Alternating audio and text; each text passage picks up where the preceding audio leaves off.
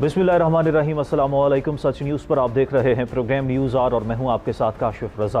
Programme में सबसे पहले शामिल कर लेते हैं टॉप स्टोरी। सियासी मंजरनामे में तब्दीली, क्या हुकूमत अपोजिशन के एहतजाज से निपटने के लिए तैयार है? जबकि पाकिस्तान डेमोक्रेटिक मूवमेंट का मुस्तकबिल क्या हुकूमत की कारकर्दगी बड़ी अवामी तहरीक का सबब बन सकती है?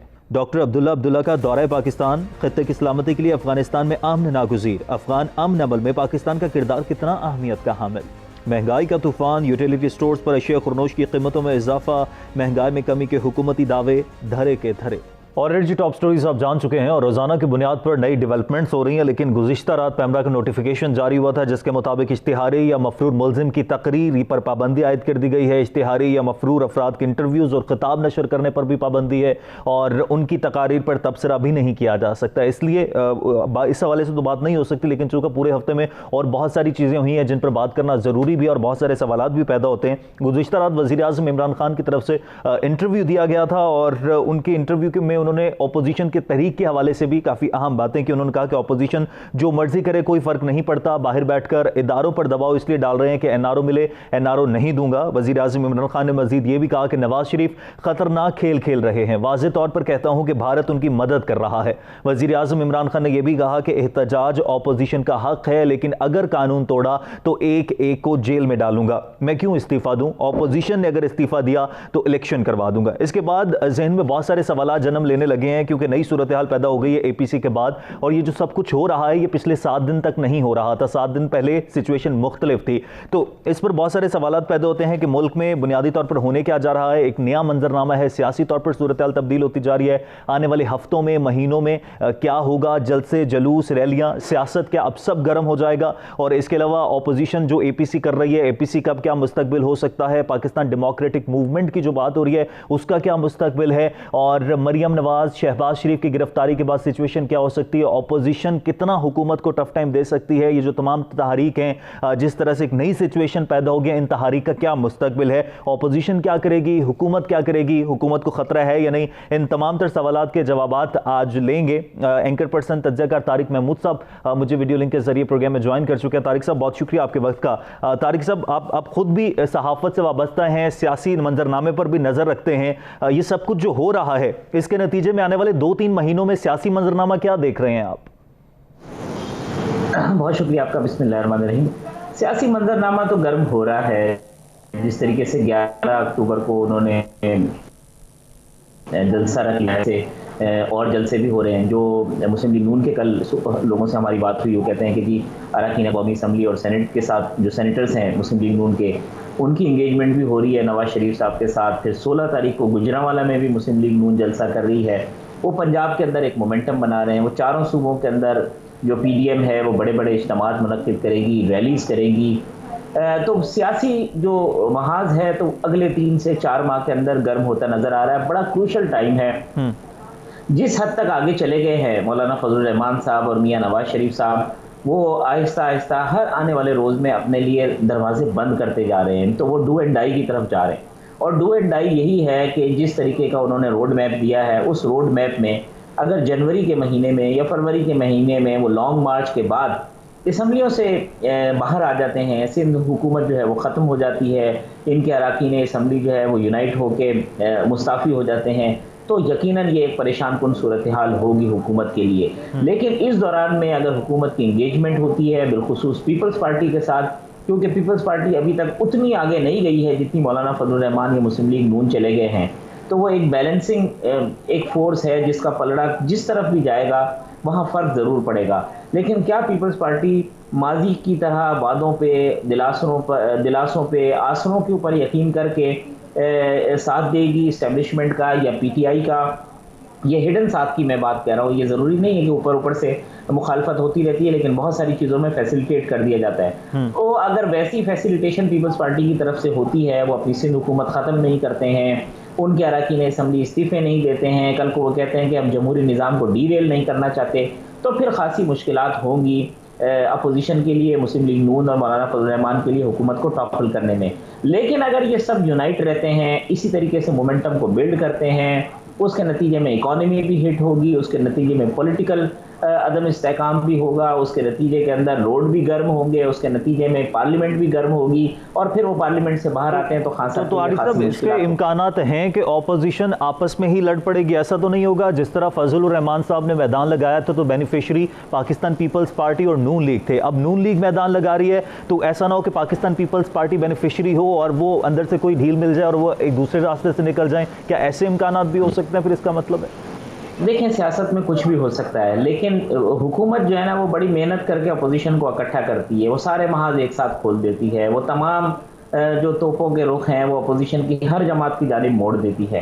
तो अगर वहाँ किसी दानिशमंदी से काम किया जाए, समझबूझ से काम किया जाए, कोई सियासी फहम फरासत दिखाई जाए, इंगेजमेंट की जाए लोगों के साथ, तो सूरत हाल मुख्तलिफ हो सकती है। लेकिन अगर रिजिडिटी होगी, तमाम दरवाजे बंद होंगे, किसी को कोई ब्रीथिंग स्पेस नहीं मिल रहा होगा, तो फिर पीपल्स पार्टी हो या कोई और पॉलिटिकल पार्टी हो, उसके पास ऑप्शन क्या बचेगा? ये सब चीज़ डिपेंड करेगी हुकूमत के अपने रवैये के ऊपर कि वो अगले दिनों में टैकलिंग किस तरह से करती है। अगर यही होता है, लीडरशिप गिरफ्तार होती रहती है, पीपल्स पार्टी की लीडरशिप भी गिरफ्तार होती है, उन पे केसेस भी बनते हैं, उन पे प्रेशर्स भी आते हैं, और फिर आप ये तवक्को रखें कि उन दबाव के नतीजे के अंदर वो आपकी तमाम बातें मान ले, तो ये तो हो सकता है कि 5, 10, 15% चीज़ें जो है वो इनिशियल लेवल के ऊपर मान के वो अपना उल्लू सीधा करें, कुछ और काम कर लें। लेकिन ये नहीं हो सकता कि फिर उस बुनियाद के ऊपर आप सारी चीज़ें जो है वो अपनी मर्जी के कर लें। तो आज भी जो अपोजिशन जिस तरह से जमा हुई है, उसका एक बहुत बड़ा सेहरा और बहुत बड़ा क्रेडिट जो है वो खुद खान साहब की हुकूमत को और उनके मुशीरों को और उनके वज़रा को जाता है, जिन्होंने उस सारी हुकूमत को सारी अपोजिशन को इकट्ठा कर दिया है। अब डिपेंड ये करता है कि उनकी स्ट्रेटेजी क्या होती है। उनका अलमिया ये है कि मैक्सिमम सपोर्ट के बावजूद उनकी गवर्नेंस या उनकी डिलीवरी जो है वो बहुत बड़े इश्यूज हैं। उस गवर्नेंस और डिलीवरी के इश्यूज का जो फायदा है वो अपोजिशन को मिल रहा है। अगर उनकी गवर्नेंस और डिलीवरी अच्छी हो और वहां पे लोगों को रिलीफ मिल रहा हो, महंगाई के हवाले से, बेरोजगारी के हवाले से, बाकी बेसिक फैसिलिटीज के हवाले से और उन दावों के हवाले से जो खुद इमरान खान साहब ने हुकूमत में आने से पहले किए थे, तो ये वीकेस्ट ऑपोजिशन होती। लेकिन इमरान खान साहब की जो नाकिस डिलीवरी है और जो बैड गवर्नेंस है वो इस अपोजिशन को जो है वो सिंपैथेटिक बना रही है। जो केसेस उन्होंने अपोजिशन के ऊपर बनाया, चाहे नैब की तरफ से एक्टिविटीज हुई, जो कुछ हुई, वो 2-2 साल, 2.25 साल के बावजूद जो है वो या तो अदालतों से जमानत हो रही है, जिसके ऊपर वो कहते हैं कि हमारा मीडिया ट्रायल हो रहा है। तो वो जो सियासी मजलूम बनने का मामला पाकिस्तान की पॉलिटिकल हिस्ट्री में होता था, वो अब पीपल्स पार्टी और नून लीग के साथ हो रहा है। और जो सिंपैथेटिक जो लोगों का एक हमदर्दी है वो इमरान खान की गवर्नेंस के फेलियर की वजह से इन्हीं पॉलिटिकल पार्टीज की तरफ हो रही है, जिनकी तब्दीली की सूरत में लोगों ने इमरान खान को मुंतखब किया था। तो तारिक साहब, अब जब मुस्लिम लीग नून की अगर बात करें, पाकिस्तान पीपल्स पार्टी अभी उस पोजीशन में नहीं आई, और पाकिस्तान पीपल्स पार्टी का अगर तारीख में देखा जाए तो पाकिस्तान पीपल्स पार्टी एक हद से आगे जाती नहीं है। पाकिस्तान मुस्लिम लीग नवाज अब एक हद से आगे गुजर गई है। तो क्या मुस्लिम लीग नून इदारों से महाजराई के बोझ उठा सकती है? और क्या गिरफ्तारियों के बाद, जिस तरह से शहबाज शरीफ गिरफ्तार हो गए, इससे कुछ मुश्किलात हो सकती हैं, या गिरफ्तारियों के बाद अपोजिशन अपनी तहरीक चला सकेगी? और खासतौर पर नून लीग क्या बोझ उठा सकती है, या नून लीग के जो दूसरे अरकान हैं वो इन तमाम तर बयानात का बोझ उठा सकते हैं? देखिए, ये डिपेंड करेगा नवाज शरीफ साहब की सियासत के ऊपर कि आखिर उन्होंने फैसला क्या किया है। अगर नवाज शरीफ साहब ने फैसला यही किया है कि वो एक एग्रेसिव मूड दिखाएं और उसके नतीजे में बार्गेनिंग करके कुछ रिलैक्सेशन हासिल कर लें, तो उससे मुस्लिम लीग नून की सियासत को नुकसान पहुंचेगा। मुस्लिम लीग नून जो है वो उसी तरीके की पार्टी कंसीडर होगी जिस तरह आपने कह दी कि जी उनमें मज़ाहिमत नहीं है, वो कभी इस्टेब्लिशमेंट से लड़ते नहीं हैं, वो सड़कों की पार्टी नहीं है, वो रोड्स की पार्टी नहीं है। वक्त गुजरने के साथ साथ नज़रियात में, ख्यालात में, चीज़ों में तब्दीली रूनुमा हुई है। मियां नवाज शरीफ साहब की रिजिडिटी जो है ना वो बढ़ती हुई नज़र आ रही है। जो उनके करीबी लोग हैं वो कहते हैं कि मियां साहब कहते हैं मैं 72 साल की मेरी एज हो गई है, मैं 3 मरतबा प्राइम मिनिस्टर बन चुका हूँ, अब मैं जो है वो तारीख में जिंदा रहना चाहता हूँ। तो अगर नवाज शरीफ साहब तारीख में अच्छे या किसी और अल्फाज में जिंदा रहना चाहते हैं तो उनको अपनी सियासत तब्दील करनी होगी, और वो उसी डगर की जानिब जा रहे हैं। वो अपने ख्याल में या उनके करीबी रुफ़का के ख्याल के अंदर वो मुल्क के अंदर कोई सियासी इंकलाब लाना चाहते हैं, वो मुल्क की सियासत को तब्दील करना चाहते हैं। अगर वो अपने इस मकसद में कामयाब हो जाते हैं तो ये एक बहुत बड़ी तब्दीली होगी। पाकिस्तान मुस्लिम लीग नून भी सर्वाइव करेगी, मुस्लिम लीग के जो नवाज शरीफ साहब हैं वो भी हिस्ट्री में सर्वाइव करेंगे। अगर वो फेल होते हैं तो फिर जो है शायद उनकी पार्टी भी बुरी तरीके से टूट जाए, नवाज शरीफ साहब को भी हिस्ट्री किसी और तरीके से लिखे और बयान करे। दूसरी बात जो आपने पीपल्स पार्टी के हवाले से की, देखिए वक्त और हालात जो है वो बदलते रहते हैं। बेनज़ीर भुट्टो साहिबा को भी सिक्योरिटी रिस्क करार दिया जाता था। फिर बेनज़ीर भुट्टो साहिबा के जो अदालतों से मुताल्लिक बयानात, जो इस्टेब्लिशमेंट के मुताल्लिक उनका रवैया, वो सब चीज़ें सबके सामने हैं। लेकिन सिर्फ एक बेनज़ीर भुट्टो नहीं है, नवाज शरीफ साहब का जो आज आप रवैया देख रहे हैं, कल जब इमरान खान साहब इख्तिदार में नहीं थे तो इमरान खान साहब के आप स्टेटमेंट उठा के देख ले कि इमरान खान साहब का इस्टेब्लिशमेंट के बारे में क्या ख्याल था और क्या रवैया था। होता यह है कि जब इस्टेब्लिशमेंट हमें सूट करती है तो हम इस्टेब्लिशमेंट के गुण गाने लगते हैं, जब इस्टेब्लिशमेंट हमें सूट नहीं करती तो हम इस्टेब्लिशमेंट को क्रिटिसाइज करने लगते हैं। जब वडेरे और जागीरदार इस्टेब्लिशमेंट की छतरी के नीचे नून में हो तो अब तो जो नून लीग की तरफ से बयानात आ रहे हैं उससे तो फिर यही नजर यही आ रहा है। लेकिन जिस तरह से 5 अरकान ने उस्मान बुज़दार से मुलाकात की तो नून लीग ने उनकी पार्टी रुकनीत मुअत्तल कर दी, तो क्या अरकान की तादाद में मजीद इजाफा होगा जिनकी पार्टी रुकनीत मुअत्तल होगी? क्या ये सिलसिला आगे बढ़ेगा आपको लगता है? जी हो सकता है, बिल्कुल मुमकिनात में शामिल है, क्योंकि अभी ये हवा चलेगी, प्रेशर आएगा। अगर नवाज शरीफ साहब इसी तरह की सियासत करते हैं, उस प्रेशर के अंदर बहुत सारे लोग सस्टेन नहीं कर सकेंगे। वो जो सस्टेन नहीं कर सकेंगे वो अपना रुख किसी और तरफ करेंगे, वो कहीं और शेल्टर ढूंढेंगे। लोगों के अपने सियासी मफादात भी हैं, लोगों के अपने माली मफादात भी हैं। तो ये बहुत मुमकिन है ये 5 की तादाद जो है वो कल आपको 15 नज़र आए, 20 नज़र आए, 25 नज़र आए, कुछ भी हो सकता है। लेकिन अगेन बात यही है कि ये डिपेंड करेगा कि नवाज शरीफ साहब या जो दीगर कायदीन हैं वो अपनी पार्टी को लेके किस तरह से चलते हैं। अगर उनकी पार्टी क्लिक कर जाती है इन्हीं सियासी नज़रियात के ऊपर, अगर वो आवाम के अंदर पजीराई हासिल कर लेते हैं, वो अपने वोटर को ले आते हैं, वो एक मोमेंटम बना लेते हैं, तो फिर ये 15, 20, 25 लोग जो मुस्लिम लीग नून छोड़ के जाएंगे उनकी सियासत दफन हो जाएगी। शायद उनमें से 2-4 लोग जो अपनी जाती हैसियत में कोई अपनी सियासत कर सके, मगर बाकी सब का जो है वो सियासी मुस्तकबिल जो है वो तारीख हो जाएगा। लेकिन अगर मुस्लिम लीग नवाज की जो अपनी स्ट्रेटजी है वो कामयाब नहीं होती तो फिर ये हीरो हो जाएंगे। पीपल्स पार्टी पेट्रियट भी बनी थी, आपके सामने 17-18 लोग चले गए थे, उस वक्त हुकूमतों के मजे ले लिए, उनमें से फिर बाज लोग वापस पीपल्स पार्टी के अंदर आ गए। तो पाकिस्तान की सियासत में सियासी जमातों के दरवाजे भी खुले होते हैं, खिड़कियां भी खुली होती हैं, जहां आना जाना लगा रहता है। तो कोई अचंभे की बात नहीं है। डिपेंड करेगा कि नवाज शरीफ साहब अब ये खिड़कियां दरवाजे अपनी पार्टी के लिए बंद कर रहे हैं। अगर बंद कर रहे हैं तो बहुत अच्छा काम कर रहे हैं। दीगर पॉलिटिकल पार्टीज को भी यही काम करना चाहिए कि जो उनके साथ नहीं चल सकता ठीक है वो किसी और पार्टी में जाए, वो इंडिपेंडेंट हैसियत में जाए। लेकिन ये मीठा मीठा हफ हफ और कड़वा कड़वा थू थू, जहां हवा चले, जहां मौसम सियासी मौसम तब्दील हो, उसके नतीजे के अंदर जो पार्टी उस सियासी मौसम में सूट करती है उस पार्टी के शेल्टर में चले जाओ, फिर आके उसके इख्तिदार में आ जाओ। वही लोग पीपल्स पार्टी में थे, वही लोग नून लीग में थे, वही लोग पाकिस्तान तहरीक इंसाफ में है। माजी में भी हुकूमतों में थे, आज भी हुकूमतों में है। माजी में भी मजे ले रहे थे, आज भी मजे ले रहे हैं। कल जब हुकूमत जाएगी इमरान खान साहब की तो इन्हीं में से बहुत सारे लोग निकलेंगे और बड़े जो है ना वलवला अंगेज गुफ्तगू किया करेंगे पीपल्स पार्टी, नून लीग या किसी और पार्टी में बैठ के, और फिर हुकूमत में होंगे। तो तारिक साहब, पाकिस्तान डेमोक्रेटिक जो मूवमेंट है उसका क्या मुस्तकबिल आप देख रहे हैं, और क्या हुकूमत ऑपोजिशन के एहतजाज से निमटने के लिए तैयार है? देखिए, गवर्नमेंट तो जो है ना वो डे टू डे स्ट्रेटजी बनाएगी। वो ऐसा नहीं है कि अभी से वो स्ट्रेटजी बना लें कि दिसंबर में क्या होगा या जनवरी में क्या होगा। जिस तरीके से पीडीएम की एक्टिविटी होगी ये काउंटर स्ट्रेटजी बनाएंगे। बहुत मुमकिन है कि इमरान खान साहब जो हैं वो इस बार रेजिस्ट करें और लोगों को इस्लामाबाद में उस तरह से जमा ना होने दें जिस तरह मौलाना फजलुर रहमान साहब पिछले धरने में जमा हुए थे। लेकिन ये सब चीज़ें डिपेंड करेंगी कि आखिर ये कितने बड़े इज्तिमात करते हैं, कितनी बड़ी मास मोबिलाइजेशन करते हैं, लॉन्ग मार्च करते हैं, तो कितना क्राउड होता है। अगर एक क्राउड एक खास हद से ज्यादा होगा तो इमरान खान साहब हो या कोई भी हो, उस क्राउड को रोकना किसी के बस में नहीं होगा। तो ये अभी से ये नहीं कहा जा सकता कि गवर्नमेंट जो है उसके ऊपर स्ट्रेटजी क्या बनाएगी।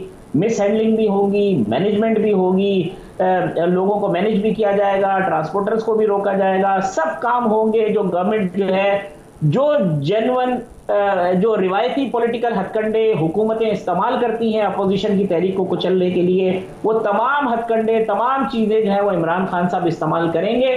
डिपेंड करेगा कि अपनी कार्ड्स जो है वो अपोजिशन अच्छा खेलती है या हुकूमत अच्छा खेलती है। अगर अपोजिशन ने अपना ये कार्ड अच्छे तरीके से नहीं खेले तो फिर मार्च के बाद इमरान खान साहब 5 साल की हुकूमत जो पूरी करनी है उन्हें मैं समझता हूँ लेकिन हुकूमत के पास मेरिट पर चलने के लिए सिर्फ एक ही ऑप्शन है कि वो अपनी कारकर्दगी बेहतर कर रहे, क्योंकि हुकूमत की कारकर्दगी बड़ी अवामी तहरीक का सबब भी तो बन सकती है। ये आपकी बात बहुत बिल्कुल जेन्युइन बात है, दुरुस्त बात है। इमरान खान को सबसे बड़ा खतरा जो है वो खुद उनकी हुकूमत की अपनी कारकर्दगी के नतीजे में है। ये जो सियासी अदम इस्तेहकाम होगा, मुझे खदशा है कि इसके नतीजे के अंदर जो मुल्क के जो माशी सूरत हाल है जो पहले ही ठीक नहीं है, कोविड ने उसको और तबाह किया है, उसके नतीजे के अंदर हमारी जो माशी सूरत हाल है वो मजीद खराब होगी। IMF का जो प्रोग्राम है वो दिसंबर तक हमारा सस्पेंड है, उसके बाद वो चीज़ें शुरू हो जाएंगी और बहुत सारे फैक्टर हैं। तो अगर इमरान खान साहब ने कारकर्दगी नहीं अपनी ठीक की तो दो नुकसान होंगे। एक नुकसान, इमरान खान का अपना जेन्युइन PTI का वर्कर बहुत सारी चीज़ों की वजह से उनसे नाला है। वो ऐसे ऐसे चेहरे जो खान साहब के साथ नहीं होने चाहिए वो समझते हैं, वो करप्ट लोग उनके साथ बैठे हुए हैं, वो वर्कर जो इमरान खान के दावों की वजह से भी नाला हैं वो खामोश होकर बैठे हैं। तो एक, इमरान खान का अपना वर्कर साइलेंट होगा। दूसरा, जो न्यूट्रल लोग हैं जो कि पीपल्स पार्टी और नून लीग को बुरा समझते हुए इमरान खान साहब के पलड़े में उन्होंने अपना वजन डाल दिया था, उनका वजन वापस पीपल्स पार्टी और नून लीग की तरफ जाएगा और उसका फायदा जो है वो अपोजिशन को होगा। तो मजबूरी तौर पर हुकूमत के पास एक ही ऑप्शन है, खान साहब के पास, तारिक साहब के, वो अपनी कारकर्दगी बेहतर कर लें तो खतरा उनको अपने आप से है, ना कि ऑपोजिशन। लोगों को कहे कि जी ये देखें रोजगार खुला है, ये महंगाई मैंने खत्म कर दी, ये डॉलर इतने का हो गया, ये मैंने बदल दिया है, और ये वो लोग हैं जो मुल्क की दौलत लूट के ले गए थे, इन्होंने मुल्क का बेड़ा गर्क कर दिया था, मैंने वो ठीक कर दिया। Got your point, thank you very much Tariq Mahmood साहब। मेरे पास वक्त कम है, लेकिन क्रक्स ऑफ द कॉन्वर्सेशन है कि आपके पास आपकी कारकर्दगी है, अगर वो बेहतर करेंगे तो ऑपोजिशन भी आपका कुछ नहीं बिगाड़ सकती। आपकी कारकर्दगी अगर बेहतर ना रही तो फिर अवामी तौर पर एक तहरीक का आगाज हो सकता है। ब्रेक लेते हैं, ब्रेक के बाद वापस आएंगे और वापस आने के बाद अब्दुल्ला ने जो पाकिस्तान का दौरा किया इस पर बात करेंगे। देखते रहिए न्यूज़ आर।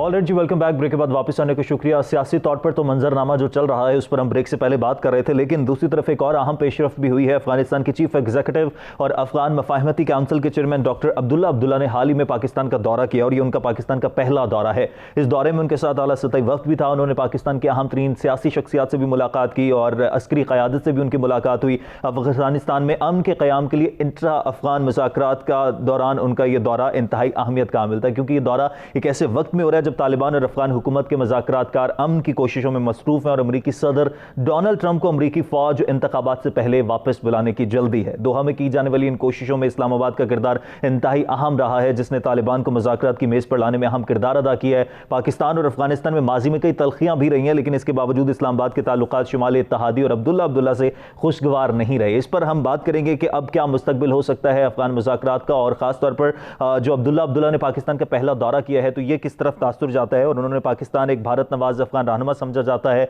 साथ ही साथ उन्होंने जो खिताब किया उसमें भी उन्होंने ये बात की कि अब अफगानिस्तान की सरजमीन पाकिस्तान के खिलाफ इस्तेमाल नहीं होने देंगे। पाकिस्तान चूंकि इस खिते में बुल्लमूम और अफगानिस्तान में बिलखसूस अमन का हामी और दाही है, जबकि भारत इन ममालिक में अमन और सलामती की तबाही के लिए कोशा है, तो भारत मजीद क्या साजिश कर सकता है? अफगानिस्तान में अमन कब तक मुमकिन है? और खासतौर पर अगर अमरीकी फौज का मुकम्मल तौर पर इनखला हो जाता है तो फिर सूरत हाल क्या होती है? इस पर हम बात करेंगे। मुझे टेलीफोन लाइन पर ज्वाइन किया है माहिर अफगान अमूर रहीमुल्लाह यूसुफजई साहब ने। रहीमुल्लाह यूसुफजई साहब, बहुत शुक्रिया आपके वक्त का। सर, सबसे पहले तो मैं आपसे जानना चाहूंगा कि अब्दुल्ला के दौरे को आप किस तरह से देख रहे हैं? ये दौरा अफगान अमन अमल के हवाले से जो बैनुल अफगान मुज़ाकरात चल रहे हैं उनके लिए कितना अहमियत का हामिल है?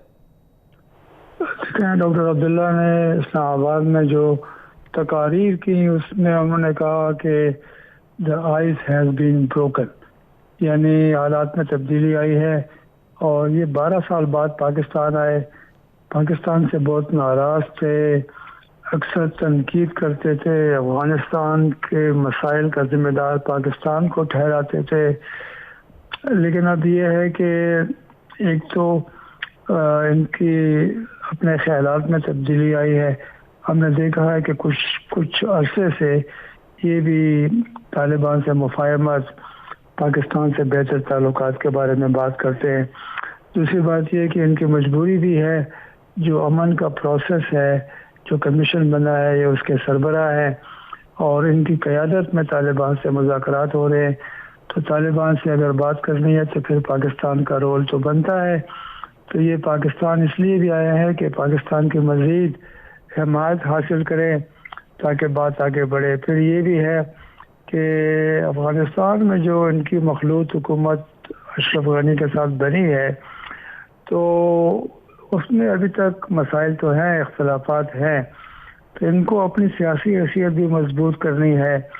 और पाकिस्तान आए, पाकिस्तान ने अफ़गानों के लिए वीज़ा पॉलिसी काफ़ी नरम कर दी है। जो भी हमारे बॉर्डर है, क्रॉसिंग पॉइंट्स है, वो हमने खोल दिए हैं। तिजारत में इजाफे की बात हो रही है, तो इसका सियासी फ़ायदा भी अब्दुल्ला को अफ़गानिस्तान में होगा। और पाकिस्तान ने भी बड़ी कोशिश की पिछले चंद सालों में कि वहाँ पर साबका शुमाली इत्तेहाद के जो दड़े हैं उनसे ताल्लुकात बेहतर किए जाए, जो गैर पश्तून हैं उनसे बात की जाए, सिर्फ पश्तूनों की बात या सिर्फ तालिबान की बात ना की जाए। तो उसका फ़ायदा हुआ है, क्योंकि तकरीबन आधी आबादी जो है अफ़गानिस्तान की वो गैर पश्तून है, उनमें ताजिक है, हज़ारा है, उज़्बक है, तुर्कमन है। तो ये एक बेहतर पॉलिसी है पाकिस्तान की, और ये एक बेहतर सफारतकारी है, इसलिए डॉक्टर अब्दुल्ला पाकिस्तान आए।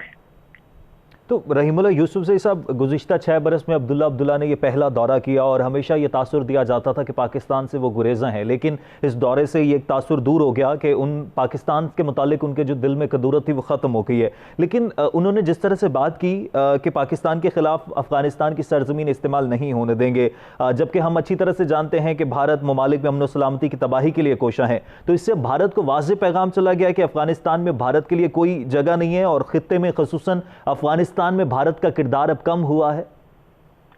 ये मेरे ख्याल में फिलहाल हम ये नहीं कह सकते। डॉक्टर अब्दुल्ला तो भारत के बड़े करीब रहे हैं। जब सारे अहम रहनुमा वो पाकिस्तान में पनाह लिए हुए थे, सबका मुजाहिदीन या सबका कम्युनिस्ट, और कुछ ईरान गए थे, तो ये अब्दुल्ला जो थे ये भारत गए थे। और मेरे ख्याल में इनके अभी भी बड़े करीबी ताल्लुकात हैं। भारत का असर अफ़गानिस्तान में कम नहीं हुआ, बल्कि उसमें इजाफा हुआ है। अभी जो ये अमन मुज़ाकरात हो रहे हैं तालिबान के साथ, ज़ाहिर है इसमें भारत का कोई किरदार नहीं है, और भारत में ये भी बहस हो रही है कि क्या भारत को चाहिए कि वो तालिबान के साथ कोई राब्ते कायम करे, क्योंकि तालिबान की एक मुसल्लमा हैसियत है और सब मानते हैं कि तालिबान के बगैर अफ़गानिस्तान में अमन कायम नहीं होगा। लेकिन ये जो अब्दुल्ला है, साबका शुमाली इत्तेहाद है, हत्ता कि अशरफ गनी, तो वो बड़ी कमज़ोर पोजीशन में है, और इसलिए वो चाहते हैं कि अगर अमेरिकी फ़ौज निकल जाए तो भारत का सहारा उनको हासिल हो।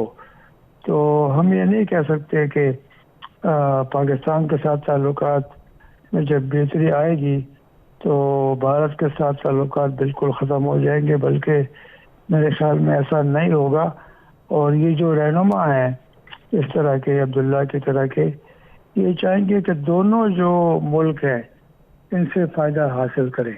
तो नहीं तो फिर रहीमुल्लाह यूसुफज़ई साहब, उनका इशारा फिर किस तरफ था जब उन्होंने ये बात की कि अफ़गानिस्तान की सरजमीन नहीं इस्तेमाल होने देंगे? तो भारत ही इस्तेमाल करता रहा है सरजमीन। तो देखें, एक तो भारत तो है, वो तो उसका जो खुफिया इदारा है रॉ, और जो अफ़गान खुफिया इदारा है NDS, उनके बड़े करीबी ताल्लुकात है, और वो मिलकर प्लानिंग और कार्रवाइयाँ करते हैं। लेकिन ज़ाहिर है वहाँ पर पाकिस्तानी तालिबान भी हैं। कोई UN की रिपोर्ट आई थी कि तकरीबन 6,500 पाकिस्तानी तालिबान मिलिटेंट्स को अफ़गानिस्तान की सरजमीन को पाकिस्तान को गैर मुस्तहकम करने के लिए इस्तेमाल कर रहे हैं। वहाँ दाइश भी है, वहाँ पे बलोच अलहदगी पसंद भी हैं, तो इनको भी तो पनाह मिली है अफ़गानिस्तान में। अगर इनको हाथ रोका जाए, अगर अफ़गान हुकूमत के बस में हो या उनकी नीयत हो, तो भी पाकिस्तान को फ़ायदा होगा। तो मेरे ख्याल में अफ़गान हुकूमत को काफ़ी कुछ करना है, और ज़ाहिर है कि ये कमज़ोर हुकूमत है।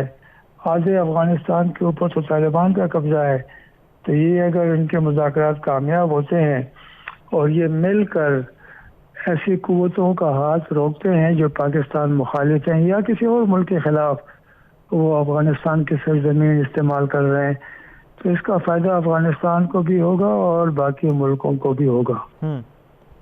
तो सर, पाकिस्तानी क़यादत से जिस तरह से उन्होंने कहा है कि वो तालिबान पर अपना तमाम असर व रसूख इस्तेमाल करें ताकि अमन अमल को मदद मिल सके, पाकिस्तान अब इसमें मज़ीद क्या किरदार अदा कर सकता है? अब तक तो पाकिस्तान का बहुत अहम रोल रहा है, लेकिन तालिबान पर मुकम्मल तौर पर असर व रसूख इस्तेमाल करना।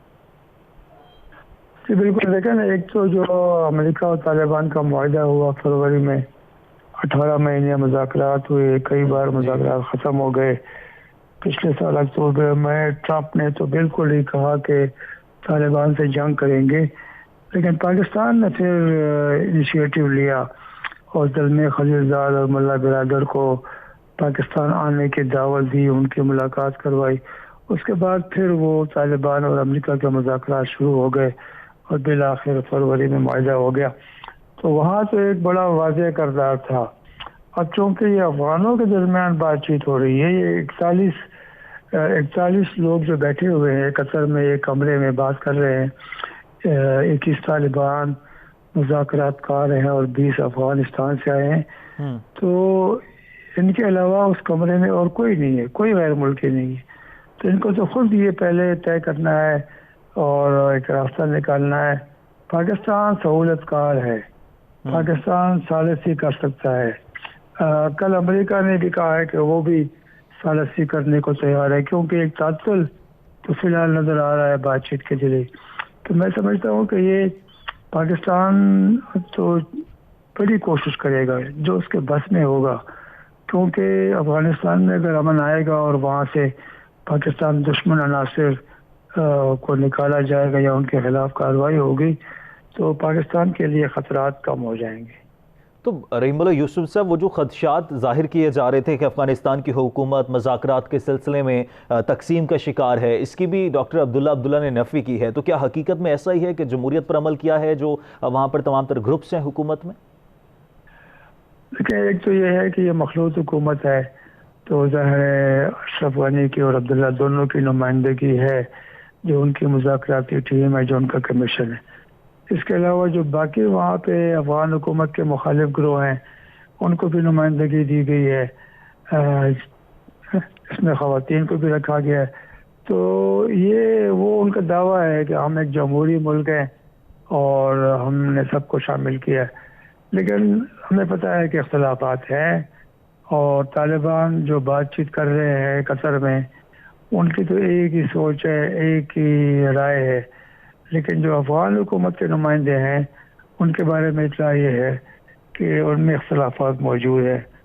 तो मेरे ख्याल में ये मसले तो रहेंगे, ये तो बड़ा एक पुराना पेचीदा मसला है, लेकिन ये है कि फ़िलहाल तो लग ये रहा है कि दोनों फरीक चाहे वो किसी भी धड़े के हों, उनकी नीयत तो है कि बातचीत के ज़रिए मसला हल किया जाए और इलाकाई ताकतें, बड़ी ताकतें, जो भी स्टेक होल्डर्स हैं, वो सब इन मुज़ाकरात की हमायत कर रहे हैं। तो पहले इतनी तवक्को नहीं थी जितनी इस बार है कि ये मुज़ाकरात में पेशरफ्त मुमकिन है। तो अमरीकी फ़ौज का मुकम्मल तौर पर इनखला कब तक मुमकिन है, क्या मुमकिन है, और अगर मुमकिन है तो इसके बाद फिर क्या सूरत हाल होगी, आप क्या समझते हैं? देखिए, एक तो जो दोहा का मायदा हुआ उसमें 14 महीने का वक्त दिया गया है कि सारी गैर मुल्की फ़ौज निकल जाएगी। उसमें अमेरिका भी है और उसके नेटो के इत्तेहादी मुल्क जो है उनकी फ़ौजें। तो ये मई अगले साल तक इन सब को निकलना है, लेकिन शर्त यह है कि अगर ये मुआहदे के ऊपर तालिबान अमल दरामद करें और जो उन्होंने कमिटमेंट्स की हैं उसको पूरा करें, तो ज़ाहिर है दोनों फरीक अगर कमिटमेंट पूरी करते हैं तो फिर तो ये इनखला हो जाएगा। लेकिन इसमें एक बात जो हमें ज़हन में रखनी चाहिए वो अमेरिकी इंतखाबात हैं कि उसके क्या नताइज आएंगे। लेकिन अभी 3 नवंबर को इंतखाबात है। ट्रंप अगर जीते हैं तो मुमकिन है कि वो यही पॉलिसी रखें, क्योंकि वो चाहते हैं कि अपनी फौजों को वापस बुलाएं। अगर जो बाइडेन जीते हैं तो फिर हालात में तब्दीली आ सकती है।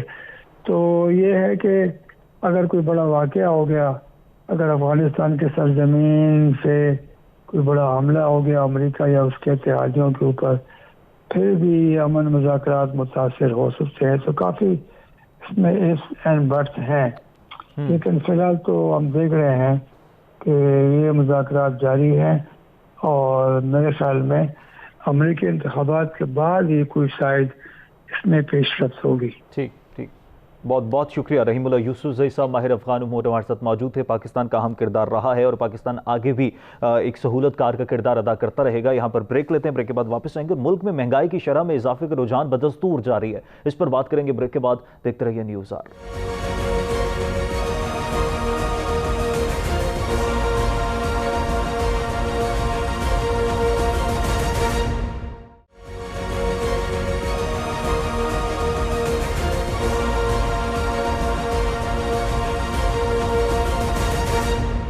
ऑलरेडी जी, वेलकम बैक। ब्रेक के बाद वापस आने का शुक्रिया। और मुल्क में महंगाई की शरह में इजाफे का रुझान बदस्तूर जारी और गुज़िश्ता एक हफ्ते के दौरान महंगाई में 0.32% इजाफे के साथ बढ़कर 8.86% हो गई है। और वफाकी इदारे शुमारियात की जानिब से जो रिपोर्ट जारी की गई थी, हफ्तावार रिपोर्ट, उसके मुताबिक गुज़िश्ता हफ्ते के दौरान 22 अशिया ज़रूरिया की कीमतों में इजाफा हुआ है और 8 मसनूआत सस्ती हुई हैं, जबकि 21 अशिया ज़रूरिया की कीमतें बरकरार रही हैं। गुज़िश्ता हफ्ते में महंगाई 0.32% इजाफे के साथ अब ऊपर चली गई है और महंगाई की शरह 8.86% होगी है। इस पर बात करेंगे कि यूटिलिटी स्टोर्स पर भी अशिया खत्म होती जा रही हैं। हुकूमत महंगाई पर काबू नहीं पा रही है। हुकूमत वैसे कहती है कि जी मुआशी आशारिया दुरुस्त समत में है। अगर मुआशी आशारिया दुरुस्त समत में है तो आम आदमी को कब रिलीफ मिलेगा, महंगाई में कब कमी आएगी? और एक आम आदमी जो बेरोजगार भी हो चुका है कोरोना के बाद, अब उसके पास रोजगार भी नहीं है। दूसरी तरफ अशिया खुरनोश की कीमतें बढ़ती जा रही हैं। तो क्या हुकूमत महंगाई पर कंट्रोल कर पाएगी, नहीं कर पाएगी? और दूसरी तरफ अगले 3 महीनों में सियासी मंजरनामा तो तब्दील होने जा रहा है, सियासी दर्जा हरारत में इजाफा होगा, लेकिन क्या महंगाई में कमी आएगी या महंगाई में भी इजाफा होगा? इस पर बात करेंगे। मिर्जा इख्तियार बेग साहब सनतकार हैं, माहिर माशियात हैं,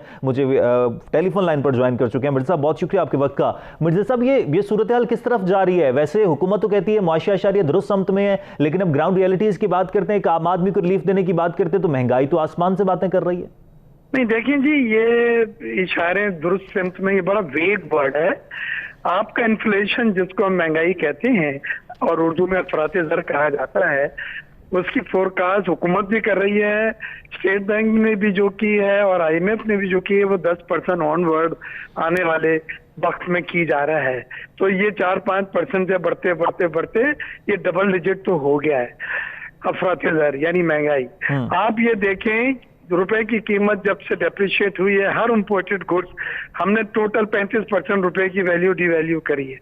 तो इतने अमाउंट से तो आपकी पेट्रोलियम मसनूआत को ले लें, खुर्दुनी तेल को ले लें, एडिबल ऑयल को ले लें, ये सब चीजें महंगी हुई हैं। दूसरे, आपने जो चीज एक जिसपे हमने कैप किया हुआ था दवाइयों का, मेडिसिन का, वो भी आपने प्रेशर में आके फार्मा वालों के बढ़ा दिया है। और उनका ये कहना था कि ये लाइफ सेविंग ड्रग्स हैं, अगर कीमत नहीं बढ़ाएंगे तो लोग नहीं बनाएंगे, जब नहीं बनाएंगे तो मार्केट में अवेलेबल नहीं होंगी।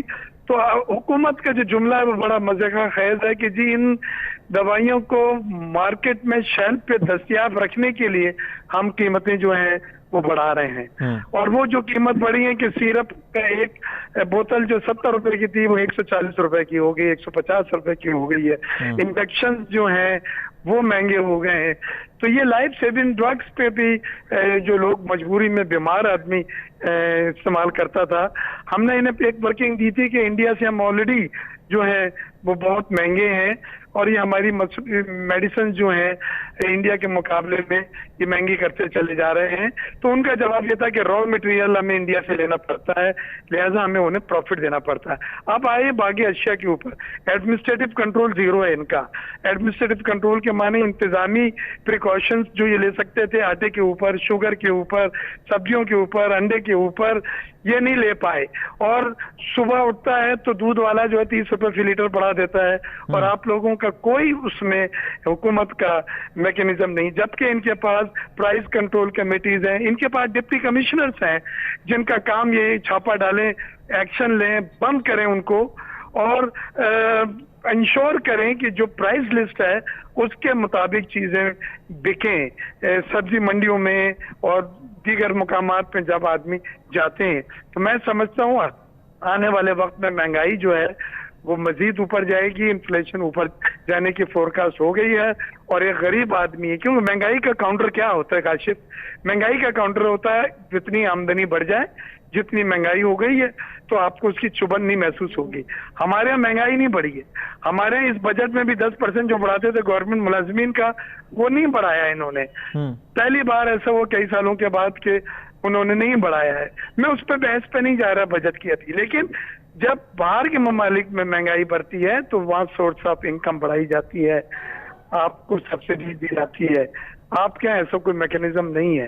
तो ये सब चीजें देखते हुए, एक तो कोविड से लोग परेशान हैं, नाना करके भी बहुत से लोगों की बेरोजगारी हुई है और जॉब छुट्टी है मजबूरी में। और लेकिन बेग साहब, कोरोना से पहले भी सिचुएशन कोई खासी बेहतर नहीं थी। कोरोना आया तो उसके बाद सिचुएशन मजीद वर्स्ट होगी। लेकिन आपकी क्या एक्सपर्ट राय है कि वजह क्या है? चलें, आप महंगाई को काबू नहीं कर पा रहे, महंगाई को कम नहीं कर पा रहे, तो जहां पर महंगाई है वहीं पर तो रहने दें। अगर आमदनी बढ़ा नहीं पा रहे तो आमदनी कम क्यों हो रही है? कंट्रोल क्यों नहीं कर पा रही? इनका यह है कि आपने देखा शुगर में इनके अपने लोग मुलविस पाए गए, फिर जब वो फैक्ट फाइंडिंग मिशन से उनके सब नाम आ गए तो वो मुल्क से बाहर जाने दे दिया।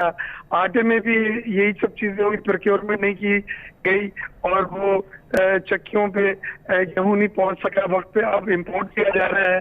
शुगर में आपने एक्सपोर्ट कर दिया और आपकी नीड्स जो थी लोकल उसको पूरा करने के लिए आपके पास स्टॉक वाफर नहीं था। तो ये सब मिस प्लानिंग है, इल प्लानिंग इसको हम कहते हैं। ये आपकी प्लानिंग भी गलत है, आपके गवर्नेंस भी जुमरे में आता है कि आपकी पुअर गवर्नेंस है, आपकी इंतजामी सलाहियतों को भी ये चैलेंज करता है, सवालिया निशान है, और जिसकी वजह से एक आम आदमी जो है वो सफर कर रहा है। अच्छा बेग साहब, वैसे तो ये एक सियासी सवाल है, लेकिन मैं आपसे भी जानना चाहूंगा क्योंकि आप नजर तो रखते हैं तमाम तर मामलात पे। आम आदमी में अब एक ये सोच प्रिवेल कर रही है कि शायद पहले की हुकूमतें ज्यादा बेहतर थी क्योंकि तब सूरत हाल इतनी गंभीर नहीं थी। अब हुकूमत ये कहती है कि जी करप्शन का खात्मा कर रहे हैं, इसलिए थोड़ा टफ टाइम गुजारना पड़ रहा है। क्या वाकईतन करप्शन का खात्मा हो रहा है, माफिया को आइडेंटिफाई किया जा रहा है, इस वजह से सिचुएशन इतनी वर्स्ट है? देखिए, आदमी ये कह रहे हैं, आम आदमी, कि करप्शन गुड गवर्नेंस का एक हिस्सा होता है।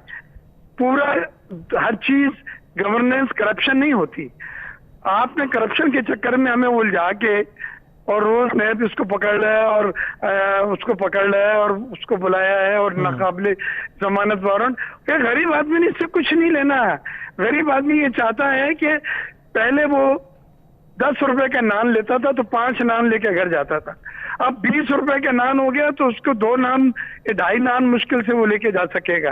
क्या उनके बच्चों की और उनकी भूख 2.5 नान में पूरी मिट सकेगी जो पहले 5 नान में सब बैठ के खाते थे? नहीं, हरगिज़ नहीं। लिहाजा खुदारा इनसे कहें कि आप आदमी की बेसिक जो इश्यूज हैं उनको तवज्जो दें। Governance is corruption is one of the issues of governor, वो चलता रहे साथ में, लेकिन आप महंगाई की जिनको काबू करें। खुदकुशियां बढ़ गई हैं, आप देखें रोज अखबारात में क्राइम बढ़ते जा रहे हैं, जुराइम बढ़ते जा रहे हैं, और ये सब चीजें एक फेलियर है हुकूमत का। मैं बिल्कुल वाज़ेह अल्फाज में कह देता हूँ। क्या क्या पॉलिसीज लानी चाहिए? पहले टेक्नोक्रेट्स को लेकर आए कि अब ये जो लोग हैं ये इसी शोबे के माहिर हैं तो ये बेहतर तरीके से बेहतर पॉलिसीज ला सकते हैं, तो किस तरह से सारी चीजों पर काबू पाया जा सकता है? में ज्यादातर लोग इम्पोर्टेड हैं और वो लोग हैं जो जवाबदेह नहीं है मासेस को, क्योंकि इलेक्शन करके नहीं आए हैं अमेरिका से और कहां से उनको बुला लिया है और special assistant to prime minister की फौज बन गई है। लेकिन जब आप लोग इलाकों से मुंतखब होकर आते हैं तो आपको इलाके में भी वीकेंड को जाना होता है और उनका हाथ आपके गिरबान तक पहुंचने को मुश्किल नहीं होता। ये लोगों में वो खेप नहीं है ये।